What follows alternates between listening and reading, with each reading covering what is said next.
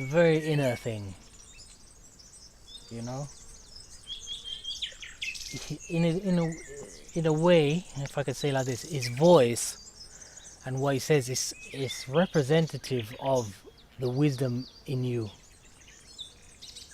In a way, I sometimes I go to satsang and I think he's like negotiating on behalf of you. Many times I see it like that, because this voice, his voice, is the wisdom of the heart. You know, it's the wisdom that takes you out of suffering. And some beings, you become more sensitive, and you not necessarily as a voice, but you feel that wisdom inside that guides your life in a good way, you know, to not harm beings and to be in peace, you know. And yeah, I feel like he's kind of represents that. Yeah. How was my relationship with him? I mean, immediately I can only say there was a strong attraction, you know? There's a strong attraction. I don't know what. I don't know so much why. This is just a strong attraction, and there's this pull. And people have different ideas about this. Some people say, oh, it's because past lives. Some people might say this or that. I don't know.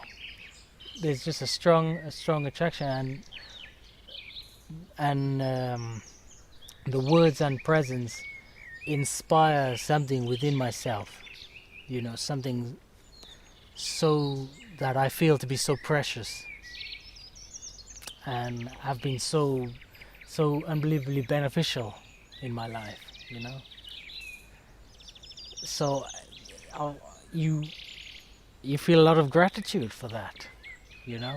You naturally, you can't help, you wouldn't be able to help that, because at your darkest moments, you know, these satsangs, they spoke on behalf of you. It spoke on behalf of you. It's a shared truth and knowledge that is sharing, you know. In a way, it's like I've heard it said, it's like your birthright, you know, to be free and to know yourself beyond the conditioned mind. You know, when I say conditioned mind, you know, when I look into what kind of mind I have, you can see you got your mum in there, I got my sisters in there, I got my friends from school in there, I got the TV channel in there, you know. It's like a hodgepodge of all these things. And this conditioned mind was the guy who was calling the shots, you know, and that was all you knew. But yeah, I love that phrase that something is your birthright, you know, to not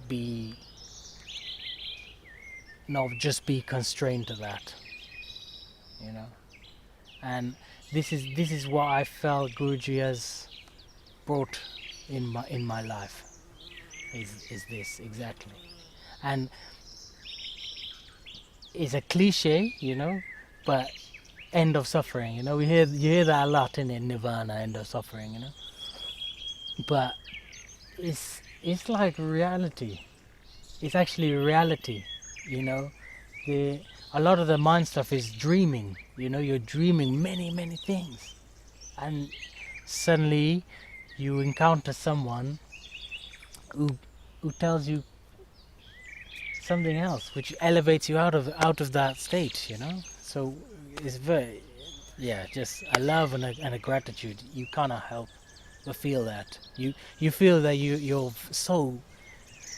It's hard to say. Like, indebted is the right word, but it's the wrong word. You know, because you don't feel like you owe them something necessarily. Like if I was indebted to you, I owe you money or something. It's not like that. But gosh, how can you say thank you for that? You know, how can you say thank you? What did you do for that? You didn't do anything, and something that has not just been bothering you, it's been bothering your parents, your grandparents, your great grandparents. they all had these fears and doubts and problems in their life, and they sought after God, you know. They cried out for help, you know. And you feel in a way it's been answered, you know. And extremely lucky. We're extremely lucky.